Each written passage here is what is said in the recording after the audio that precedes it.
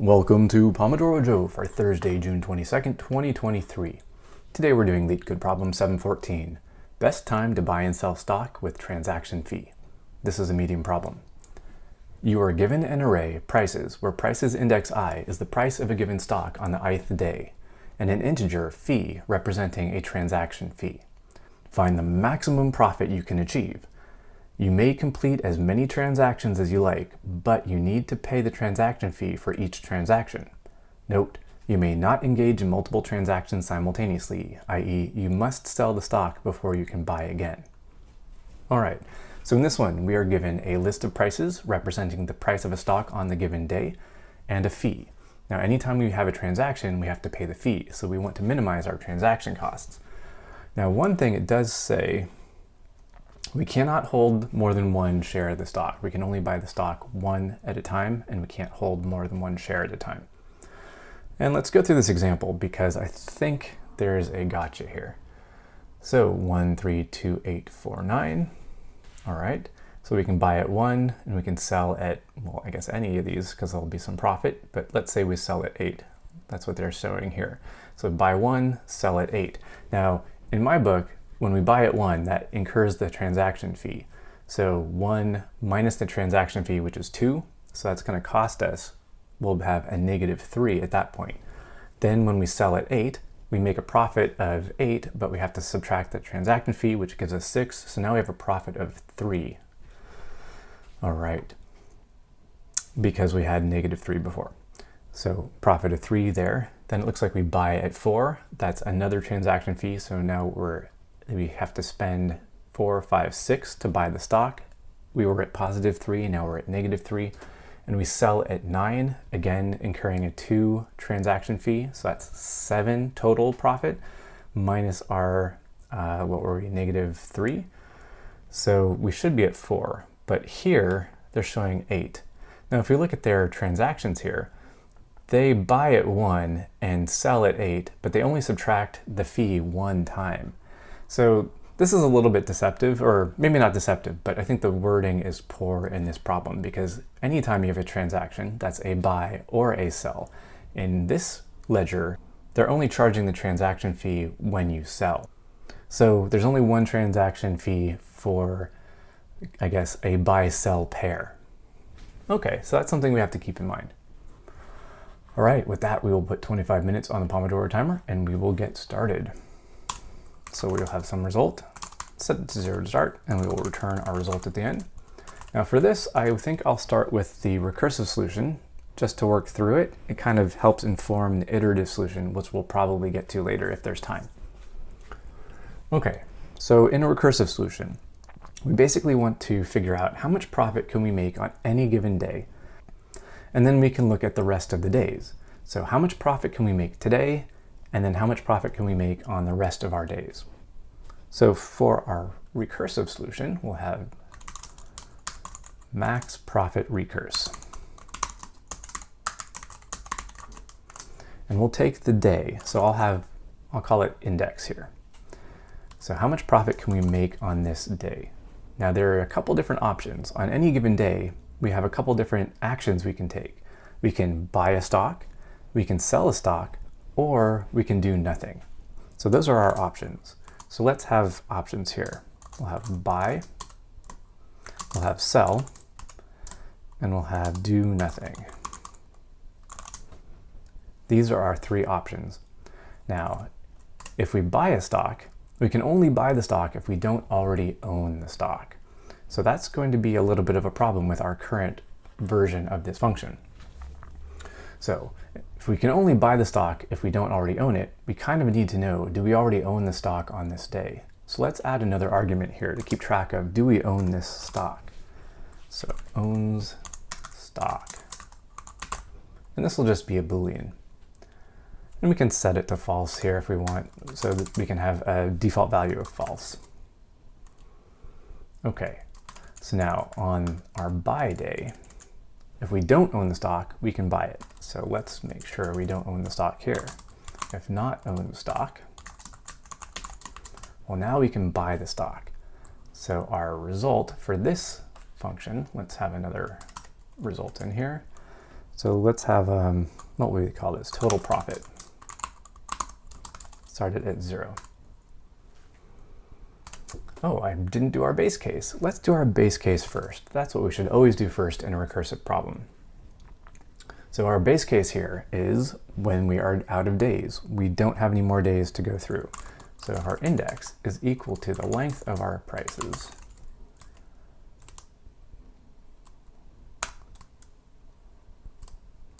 Well, now we don't have any more days to go through, and we can just return a profit of 0 on this day. So we have 0 profit on this day because we don't have any prices left. Okay, so that makes it pretty easy. Next, buy. If we buy this stock, what is our profit at this point? So let's see. I'm going to call this, let me back up a little bit. I'm going to rearrange this a little bit. So we'll have option 1. This is buy the stock. We have option 2, which is sell the stock. And we have option 3, do nothing. Now, I think I'm going to move option 3 to the beginning because option 3 applies whether or not we own the stock. So let's actually rearrange this. Let's do nothing first. Okay, so do nothing, we'll call that option 0. So whether or not we own the stock, we can always do nothing. So if we don't do anything, then we just call max profit recurse on the next day. Now we need to pass along our current ownership of the stock, so we just pass this through. So that's our option 0. We just look at the next day and keep our stock, or don't buy the stock if we don't already own it. We just don't do anything on this day. That's option 0. So option 1, let's buy the stock. So we buy the stock. If we buy the stock, then we have to reduce our profit by the cost of the stock. So that will be negative stock price for this day. And then we can look at the future days to see whether or not we are going to sell the stock for a profit or hold on to it or do nothing. So we buy the stock, we pay the price for the stock today, and then we look at future days. All right. So now we look at tomorrow, and we do own the stock, so we can just set this to true. I'm going to swap these just because this negative looks a little bit weird here, so I'm just going to move this around. So if we buy the stock, then it's going to give us the best or the maximum profit we can make on all our future days, minus the price that we paid today for the stock.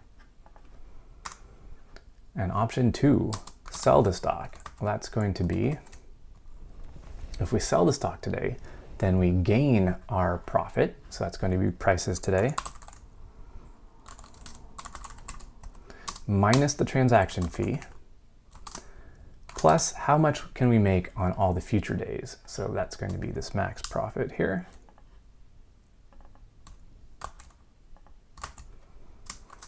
Index plus 1. And now we don't own the stock anymore, so it's false. Okay, so these are our 3 options. Do nothing, buy the stock, but we have to pay the price for that, or sell the stock, where we get the price for the stock, but we have to subtract the transaction fee.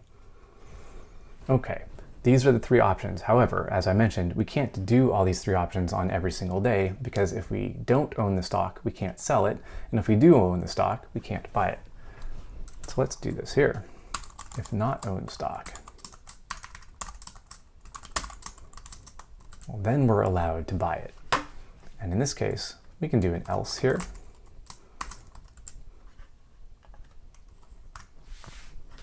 So if we don't own the stock, we can buy it. Otherwise, we can sell it. All right. Now at this point, we can actually return because we only have one or the other. We either own the stock or we don't. So if we own the stock, then we can return the maximum of our option 0 or option 1. Which will give us a better profit. Don't do anything or buy the stock. And same thing down here. We can just say return the max of option 0 or option 2. I'm just going to remove these. These are kind of in the way now. And this we don't need at all. All right. So I think this should handle our recursive case. Now here we actually do need to call our recursive function the first time. So our result that will equal this max profit recurse on day 0. And we could pass in false saying we don't own the stock, or we can just let it use the default value here. All right, so this should do it. Let's see if this passes. And that passes. Let's see if this will pass all the tests. Now, recursive solutions are notoriously slow and memory hogs, so this probably won't pass, but it's worth a shot. Okay, we beat 19 out of 44, so that's not great. It means our algorithm is working, but it's just super slow. So we'll add that test case to our cases here, and we'll see if we can speed this up. One quick thing we can do, since we're using very simple inputs here, we have just an index and a Boolean, we can actually cache these values. Now, I've mentioned this in my other videos, but essentially what cache will do, it's a function decorator. You put it right before the function, and anytime it sees the same inputs, if it's already calculated the output for those same inputs, it will use the cached version of those outputs and return the cached version. So that means it doesn't have to run this a second time. It always has to run it the first time, then it will cache the output, and next time you call it with the same inputs, it will just return that cached value. So this should speed things up a little bit. Let's see if this passes. Okay, so that does pass. Let's see if we can pass all the tests. And we do. And we do okay. Not great, but we do okay. So we beat 22% for runtime and 5% for memory. So we do pass. Now let's jump back here. Let's see if we can do this a little bit better. Let's try doing this iteratively. Okay, so we have the recursive solution. We understand the recursive solution. On any given day, we either have the stock or we don't. If we have the stock, we're allowed to sell it. If we don't have the stock, we're allowed to buy it. We're also allowed to just do nothing. So we can choose not to buy or sell. We can just hold the stock if we have it. We cannot buy the stock if we don't already have it. So these are our options. Let's see if we can do this iteratively. Let's just get rid of this whole thing. So the iterative solution is very similar. For this, we will have our result, set it to 0, and we'll return our result at the end. Now with this one, we will keep track of our account balance. For this, we'll actually keep 2 books or 2 balances. Essentially, we want to know how much can we make if we have the stock, and how much can we make if we don't have the stock. So on any given day, we either have the stock or we don't. So out here, I need 2 variables. I need my account with stock and my account without stock. So I'll do no stock. How about that? Account no stock. And at first, it's 0. We don't have any balance in our account, and we don't have any stock. Account with stock. Now what will that be? Well, if we own the stock, on the first day we can't really own the stock. There's no way we can own the stock on the first day. So we could set this to none. And then in our loop, we can actually check to see if it's none each time through the loop. Or we can just start on day 1. So at day 0, we can say we bought the stock on day 0. Well, hopefully this will make sense once we get into it a little bit. So we have 2 account balances. This is like hypothetical balances. What would our account balance be if we don't have any stock on day 1? Well, it's 0. We haven't bought or sold any stock. Now, what if we did buy some stock? Well, the only time we could buy some stock would be on day 0. And so that will be the price 0. Now, we've paid prices at index 0 here for our stock, which means our balance will be down by that price. So now we have, what would our balance be if we didn't buy any stock? And what would our balance be if we did buy the stock? So our balance would be 0 if we didn't buy any stock. It would be negative price at index 0 if we did buy the stock. Now we have to go through every index in the rest of our prices. So for I in prices, actually I could just do prices in prices. Yeah. So for every price in our prices from 1 to the end. So we're looking at day 1 to the end, because day 0 we already handled here. If we didn't buy stock on day 0, we have a balance of 0. If we did buy stock on day 0, we paid that price. So starting at day 1, so you can think of these values, the account with no stock and the account with stock. These are the values at the end of our day. So at the end of day 0, we had no stock, we had a balance of 0. End of day 0, we bought the stock, we had a negative balance because we bought the stock. Now at the end of day 1, what are our options? So if we end the day with no stock, it means we started the day with no stock, or we started the day with stock and we sold it. So those are 2 options. So I'll create a couple variables here to hold on to these two options. Start the day with no stock. That's just going to be the account with no stock. So at the start of the day, we had no stock. This will be how much we have. Start with stock. That's going to be our account with stock. Now, if we end the day with no stock, there are two ways we can end the day with no stock. We either started the day with no stock to begin with, or we sold the stock on this day. So our two options here, let me maybe do this. No stock, option 1. So that's, we started the day with no stock. All right, so that's the start, no stock. And no stock, option 2. That means we started the day with stock, but we sold it. So that's start with stock, but we sold it. So we add the price for today. Because we sold it, we got that sweet, sweet profit, but then we have to pay the fee. So these are the two ways we can end the day with no stock. We either started with no stock and we didn't do anything, or we end the day with no stock because we had stock when we started and we sold it for a profit and paid the fee. So our end day with no stock, well, we want to choose the maximum of those options. That's the no stock option 1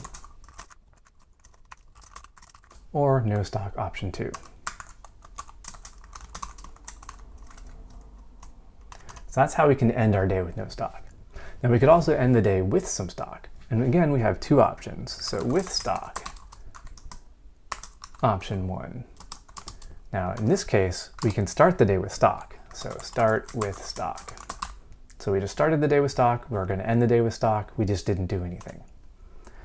All right, with stock, option 2. Now in this case, we start the day with no stock and we decide to buy the stock. So we can start no stock, but then we buy the stock, so we pay the price on this day. And again, we want to maximize ending the day with stock, so let's do end day with stock. End with stock. That's going to be the max of our option 1 or option 2.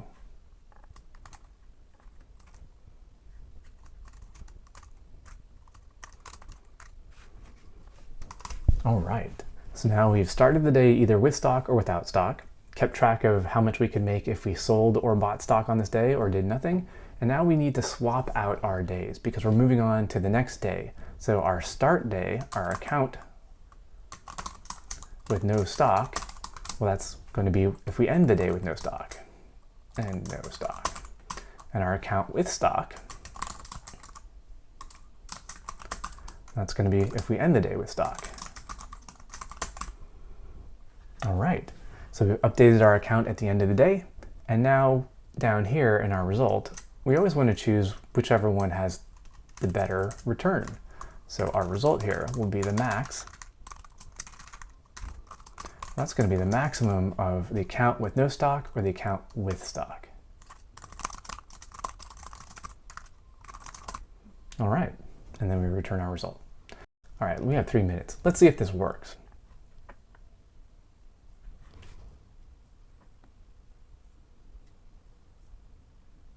Oh, I don't have index. I just called this price. So I actually don't have this index. That's right. I was choosing between the indices and price. I just went with price. Let's try this.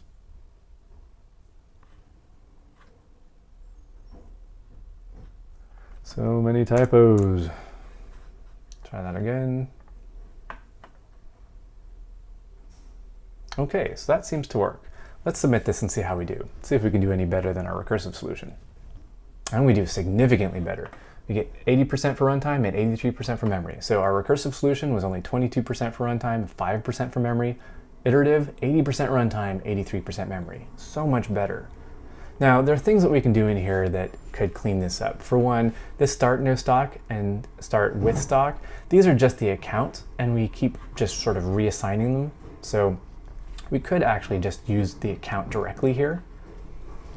That's one option to clean this up a little bit.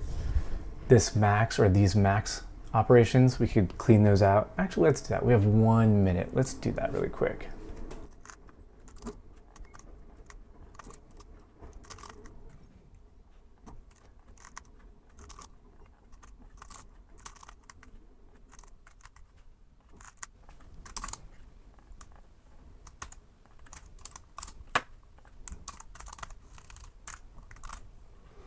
All right, so we've replaced our max function calls with our own max calculation using if else. Let's see if this makes any difference. And that makes a huge difference. We're beating 90% now. We're at 95% for runtime and 44% for memory. It takes a little bit of a hit in memory, but does improve our runtime significantly. All right, we are out of time. So that is it for me. Hope you enjoyed this. Hope you had fun. Hope you learned something. Hope you can go out and write better code.